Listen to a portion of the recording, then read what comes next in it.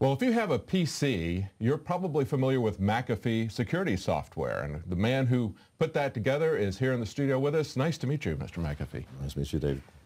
We first caught up with you when you were on the run from a corrupt government, and I guess we're all on the run from a corrupt government to one degree or the other, aren't we? To one degree. There are very few non-corrupt governments around. You've got an interesting application we want to talk about today. I think it's going to have a real important effect on people because so many people look at what's happening with the NSA and they say, well, I've got nothing to hide. And they don't realize to what depth their life is being surveilled by even their phone, especially. And you've got an app that addresses that. Absolutely. We have an app called Cognizant. It's coming out in 5 days that will analyze every app that you have installed and tell you what it's actually doing. You know, it'll tell you which apps are turning on your camera, taking videos, listening to the microphone, using your phone to make phone calls on your behalf, reading your email, and it sounds like you know, something out of a fiction book, yet half of the apps that you have installed are doing very similar things to this.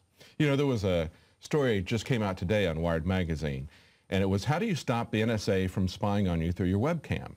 And they went back and they talked about the flame virus that was caught in 2012 and said, well, actually, we think that went back to 2007.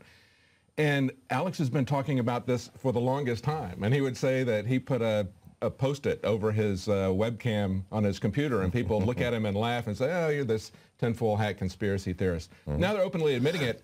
And I thought it was interesting that Wired magazine's recommendation was just do exactly what Alex was saying. Put a piece of tape over it, something solid where they can't see, because that's really the only defense that you've got against that. Right. Well, the webcam on your computer is a minor concern compared to the smartphones that we all carry with us. You don't spend 24 hours a day in front of your computer. That's right. We all carry our smartphones. Yes. And many of the apps, you give permission at any time they choose to turn on the mic and listen to anything in your environment, and then send that information back to headquarters or whoever is listening.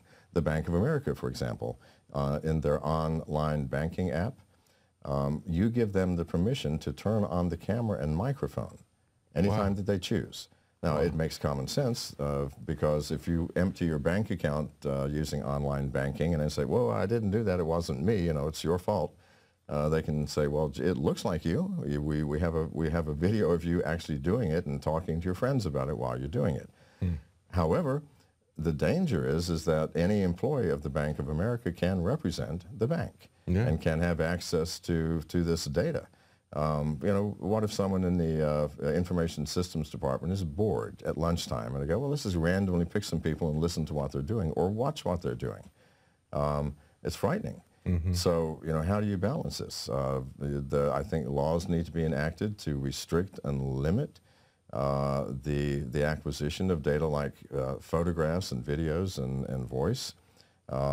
And many applications turn on, open up your email, read your email. I mean, for example, almost every supplier of phones and every carrier like AT&T and Verizon and so on provide standard utilities like GPS, location finders. This is a location finder for AT&T.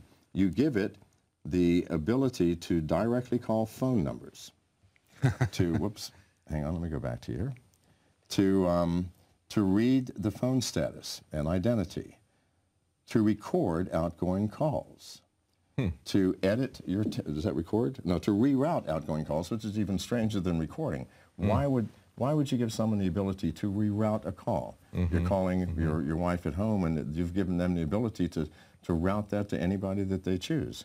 To read your SMS messages, to read your emails, to read your contacts, to modify your contacts. Why? For something whose job is to find your location, why do they need all these permissions? It's a frightening thing if you delve into it.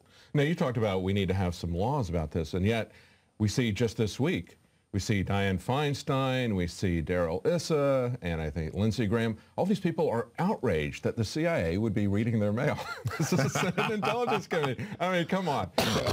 treason has been committed. And I agree. I think it is outrageous. I think it is treasonous. But they had no problem when they're doing it to everybody in the United States. It's only when they do it to them that they have an issue with Absolutely. it. Absolutely. So we can't get them to obey the laws when it doesn't apply. Right. In other words, they don't care about anybody's privacy except theirs. They do care because they understand how important that data is. But see, like the NSA and the covert agencies within the U.S. government have to go out of their way to try to plant software on you so that they can listen. You willingly give the Bank of America that capability. You willingly give hundreds of apps that capability. So it isn't just the government we should worry about. There are far more apps that corporations and individuals produce that you give permissions that invade your privacy far greater than the NSA. And we think nothing of it. And yet, to me, it is the same thing.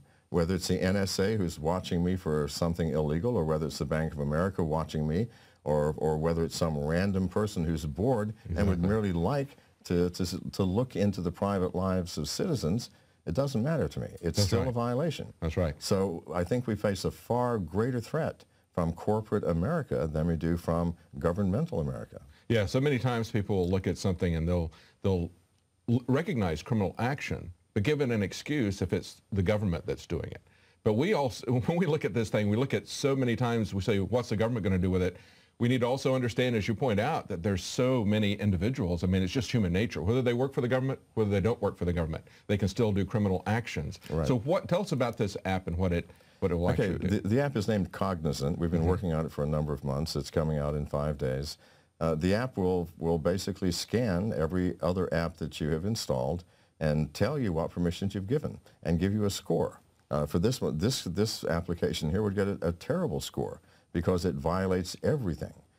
Your camera, your microphone, it reads your email, your SMS messages. It can write its own SMS messages on your behalf without telling you. And so you can then choose, you want to keep this or not.